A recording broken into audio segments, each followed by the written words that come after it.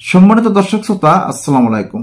আজকে আপনাদের সামনে আরো একটি নতুন বিষয় নিয়ে আলোচনা করতে যাচ্ছি যে নিজ দল ছেড়ে এনসিপিতে যোগ দিতে চান বিপি নূর, এমন খবরে ক্ষুব্ধ গণ অধিকার। এখন আপনারাই চিন্তা করেন যে এত সাধনার পর, এত ত্যাগ স্বীকার করার পর বিপি নুরুল হক নূর একটা দল গঠন করেছেন।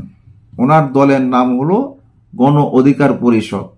সেই গণ অধিকার পরিষদ দলটি গঠন করতে ওনার অনেক ত্যাগ স্বীকার করতে হয়েছে। উনি কতবার জেলে গিয়েছেন, ওনার উপরে কত নির্যাতন হয়েছে, আপনারা এই ব্যাপারে অনেকেই দেখেছেন, শুনেছেন, জেনেছেন।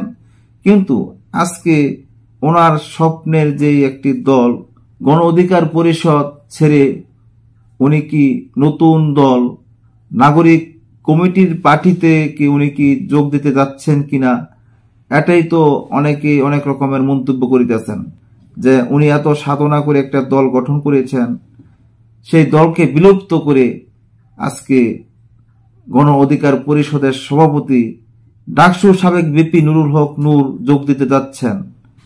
এই ঘটনাটা কতটুকু সত্যতা প্রকাশ পেয়েছে?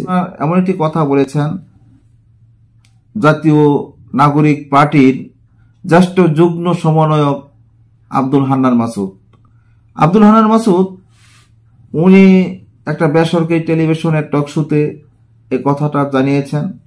এই কথাটা বলার আগে গণ অধিকার পরিষদের সভাপতি নুরুল হক নূরের সাথে কথা বলে কি এমন ধরনের কথাটা প্রকাশ করেছেন কিনা, এটাও কিন্তু এখনো নিশ্চিত হতে পারছি না।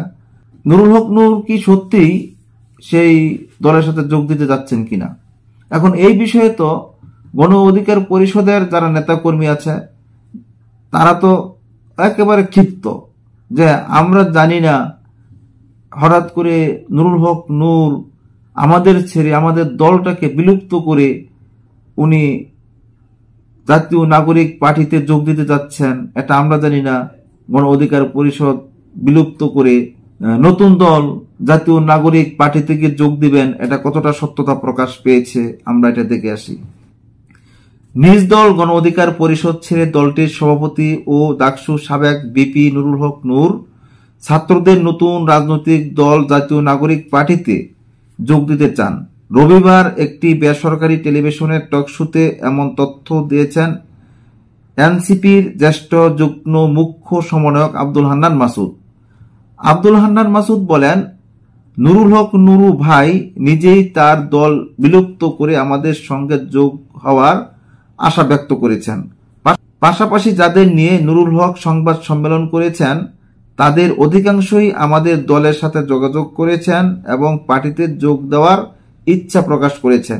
কিন্তু আমরা কোয়ালিটিটা দেখেছি, কোয়ান্টিটিটা দেখিনি। আমরা নুরুল হক ভাইয়ের দলের বেশ কিছু সদস্যের সঙ্গে আলোচনা করেছি এবং বিষয়টিকে গুরুত্ব সহকারে নিয়েছি। আমরা আদর্শিকভাবে অনেক দিক থেকে মিল রেখেছি, তবে আপাতত অন্য দল বিলুপ্ত করে আসা নিয়ে আমাদের কিছু দ্বিধা রয়েছে। ভবিষ্যতে আমরা একসাথে কেন্দ্রভিত্তিক কাজ করতে পারি।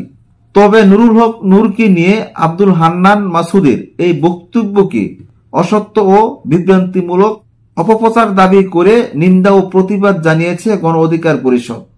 সোমবার সন্ধ্যায় গণ অধিকার পরিষদের দপ্তর সম্পাদক শাকিল উজ্জামান স্বাক্ষরিত এক প্রেস বিজ্ঞপ্তিতে এই প্রতিবাদ জানানো হয়। গণ অধিকার পরিষদের প্রেস বিজ্ঞপ্তিতে বলা হয়, গণ অধিকার পরিষদের সভাপতি নুরুল হক নূর এই মুহূর্তে সাংগঠনিক সফরে ইউরোপ অবস্থান করছেন। আর গণ অধিকার পরিষদ স্টাক প্রতীকে নিবন্ধিত একটি রাজনৈতিক দল।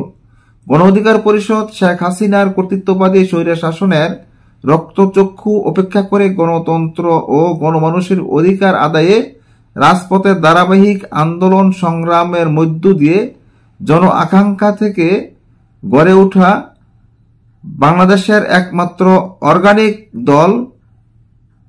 শেখ হাসিনার স্বৈরশাসনের বুলেটের সামনে দাঁড়িয়ে দেশে গণতন্ত্র, ভোটাধিকার ও নাগরিক মর্যাদা প্রতিষ্ঠায় গণ অধিকার পরিষদ এদেশের মানুষের নিপীড়িত, শোষিত, বঞ্চিত মানুষের অধিকার নিয়ে কাজ করে গেছে।